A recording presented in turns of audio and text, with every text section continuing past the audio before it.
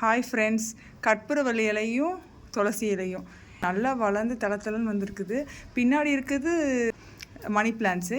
இது நல்லா சளிக்கு எல்லாத்துக்கும் இதோட மருத்துவ குணமே ரொம்ப நல்லது.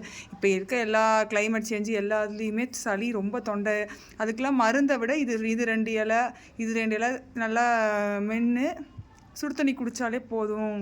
நல்லாவே தொண்டையில் இருக்க சளிலாம் நல்லா ஃப்ரீ ஆகிறத விட இது நல்ல மருத்துவ குணம். காஃப் சிரப்பை யூஸ் பண்ணுறதுக்கு பதிலாக இதை யூஸ் பண்ணி நல்லா பயனடையலாம்.